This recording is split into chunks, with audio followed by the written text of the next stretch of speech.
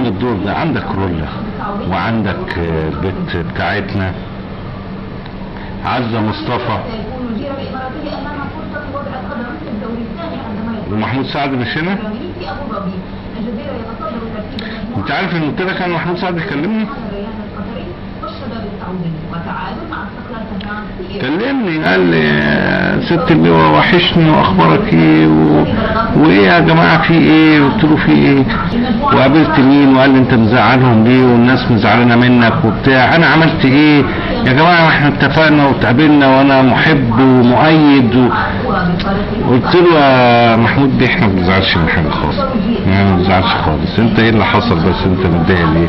عموما نشوف الاسبوع الجاي لو تحب نشوفك وكده ونقعد تحت امرك وكده وعادي يعني. خدتها منه بمنطلق انا مش عايز ايه واحد زي ده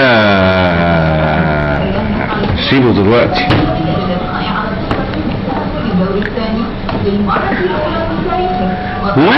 وماله مش هيخسر ان شاء الله لغايه الانتخابات وبعدين يبقى يدينا بالجزمه ساعتها نعرف نرد عليه. بس فانا احاول كده اعمل حاله مش لازم في كله النهارده.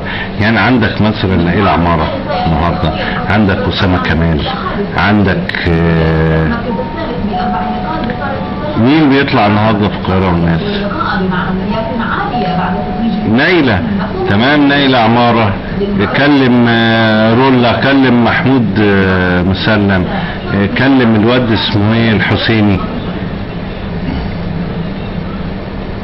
كلم ابراهيم عيسى وقول له الراجل مستاء جدا وصعبان عليه ان الناس تعمل فيه كده بعد ما ضحى علشانهم والبتاع وايه اللي جناه. يعني هو مش عايز من الناس حاجه، ولو عايزينه دلوقتي يسحب ترشيحه هيسحب ويقعد في بيته. مش عايز حاجه، مش عايز حاجه خالص، ولا انتخابات ولا نيله ولا زفت ولا كلام. انما ليه الاهانه وليه التشكيك وليه والكلام من ده؟